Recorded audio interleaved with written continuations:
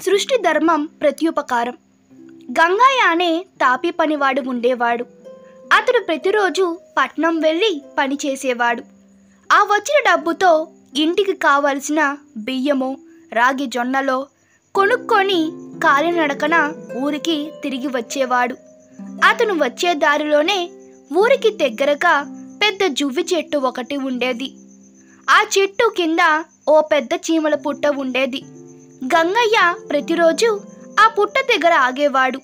తాను తెచ్చుకున్న ధాన్యపు మూటని విప్పి ఒక చారెడు ధాన్యం తీసి ఆ పుట్ట చుట్టూ పోసి మెల్లగా నడుచుకుంటూ ఇంటికి పోయేవాడు. అది చూసి కొందరు నవ్వుకునేవారు. వీడికి ఇదేం పిచ్చి, తాను ఏమైనా దానకనుడనుకుంటున్నాడేమో, ఇతనికే ఏమీ లేదు కదా తినేందుకు, అయినా కష్టపడి సంపాదించిన సొమ్మును ఇంటికి తీసుకుపోయి దాచుకోక నేలపాలు చేస్తాడు, తిక్కే వీడికి అని అనుకునేవారు. తనని ఎవరు ఎన్ని మాటలన్నా గంగయ్య మటుకు వారి మాటల్ని చెవికి ఎక్కించుకునేవాడు కాదు. కాలం గడిచే కొద్దీ ఆ చెట్టు కాస్త జనాల భాషలో గంగయ్య జువ్వి చెట్టు అయ్యింది. చీమలు అతన్ని గుర్తించినాయో లేదో గాని అతడు మాత్రం చీమలకు గింజలు వెయ్యని దినమే లేదు.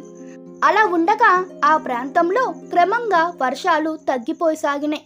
ఒక ఏడాదైతే అక్కడి నేల మొత్తం బీటలు వరించింది. చుట్టుపక్కల ఉన్న చెరువులు కుంటలు అన్నీ ఎండిపోయాయి.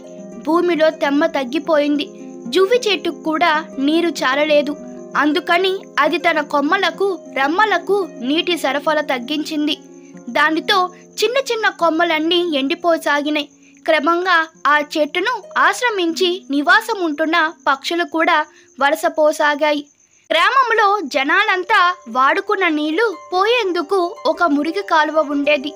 అది గంగయ్య జువ్వి చెట్టుకు కొంత దూరం నుండే పోతుండేది. మరి చీమలకు ఆలోచన ఎట్లా వచ్చిందో ఏమో గాని చెట్టు చుట్టూ పక్కల ఉన్న నేలను అంతా గుల్లబరిచాయి.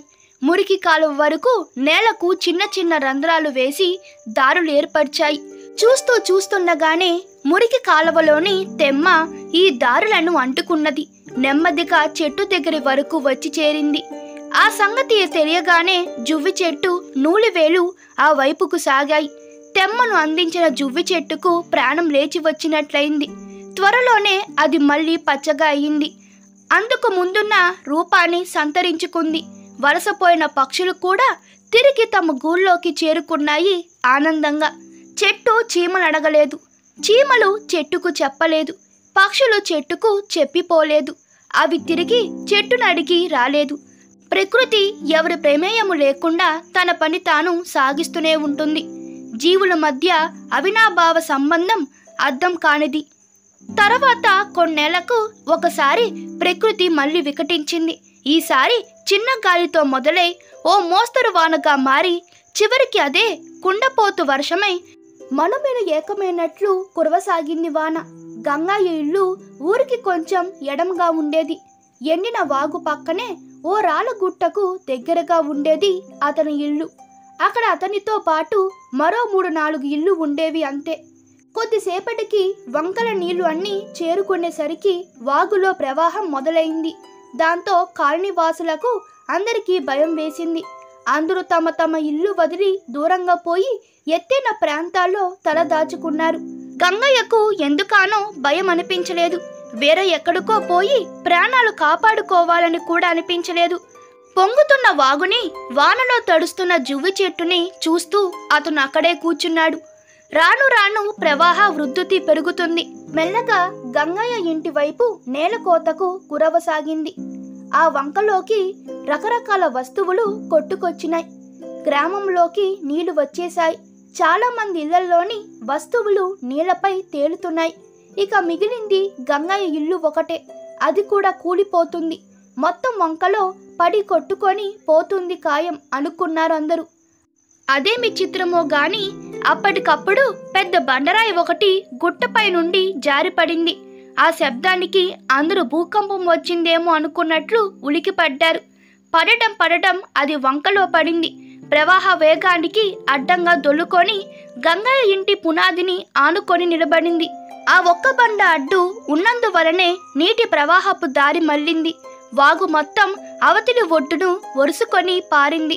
వర్షం నిలిచి వాతావరణం శాంతించేందుకు వారం రోజులు పట్టింది. చూడక గంగయ్య ఇంటి పునాది ఏమాత్రం కోతపడలేదు, ఇల్లు చెక్కు చెదరలేదు. గంగయ్య తిరిగి వచ్చి తన అదృష్టాన్ని తానే నమ్ముకోలేకపోయాడు.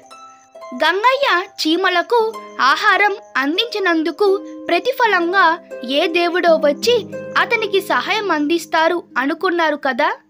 ఈ కథలో అట్లా జరగలేదు.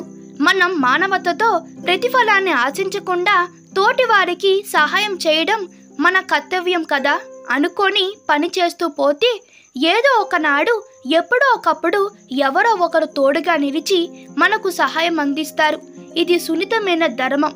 గంగయ్య తనకు తెలియకుండా చీమలకు సహాయం అందించాడు.